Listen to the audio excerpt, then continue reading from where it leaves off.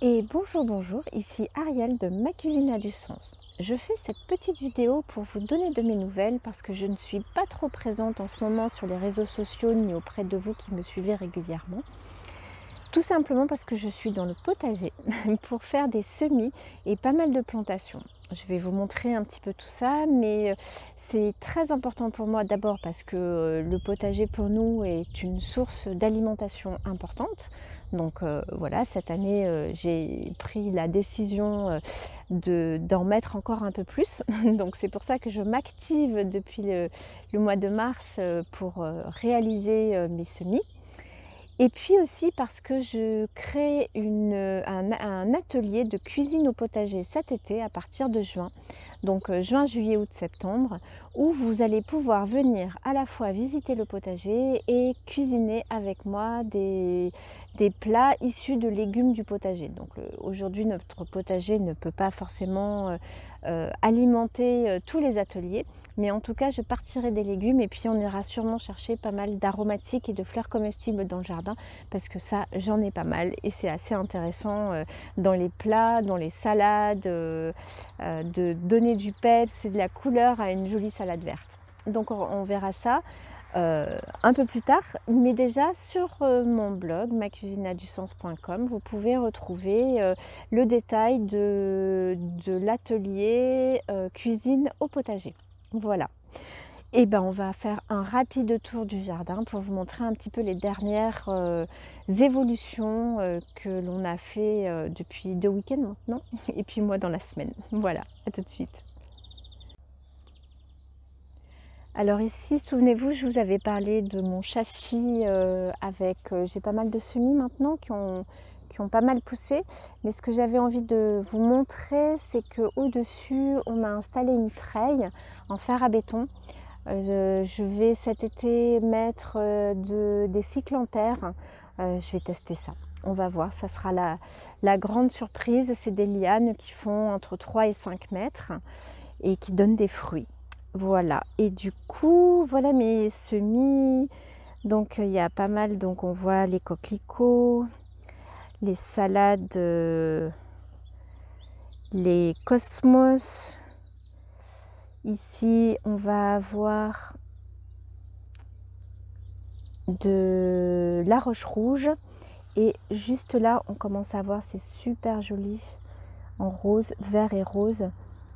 En fait, c'est du kénopode magenta. Et puis, on a des pois gourmands. Là, dans les petits pots, c'est de la gastache. Et j'ai toujours mon poivron qui commence à même fleurir, à faire d'autres fleurs. Donc, je pense que je vais le conserver et ça va être très très chouette. C'est un poivron de l'an dernier qui a tenu tout l'hiver en châssis. Donc, c'est plutôt sympa.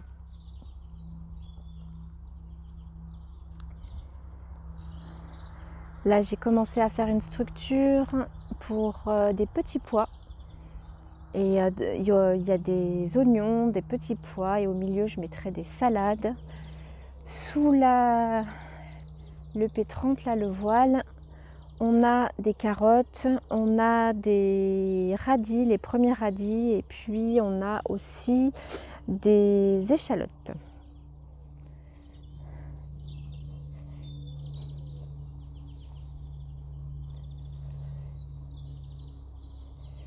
On a les calendulas qui ont explosé là avec la belle semaine qu'on a eue. Ils sont tous en fleurs. On va pouvoir commencer à en ramasser pour faire sécher et mettre dans les infusions. Et puis voilà, on est en jour aujourd'hui, jour racine. Donc j'ai fait une première zone de pommes de terre, ma deuxième zone de pommes de terre. Et puis il faut que je vous montre aussi, j'ai travaillé sur ma tour à patates. Et donc voilà. Alors la tour à patates, c'est tout simplement un endroit qui fait 1 mètre sur 1 mètre. On voit là derrière là.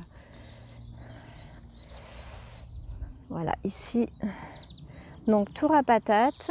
Donc en bas, je mets, voilà, ici, là, tout ça, là, j'ai mis des pommes de terre. Ici, c'est un tuyau qui est troué qui permet au fur et à mesure, vous voyez, ça va monter. On va mettre ces cadres-là au fur et à mesure. On va remplir de terre. Et on va monter les pommes de terre sur la hauteur au lieu de les faire sur la largeur. Donc on aura des pommes de terre à tous les étages et ce tuyau nous permet, quand il y a la terre jusqu'en haut, et bien d'arroser sur ces parties-là et jusqu'en bas. Voilà pour la tour à patates. Et dans le jardin, on a une autre plate-bande ici. L'année dernière, sur cette plate-bande, je l'avais laissée en jachère. Donc on avait de la carotte sauvage, on avait pas mal de choses.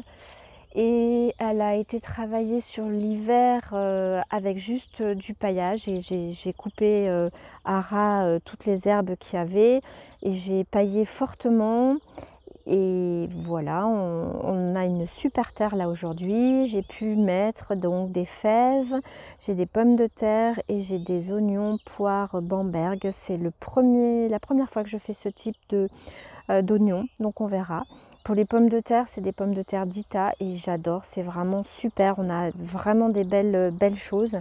Belles pommes de terre de bonne taille.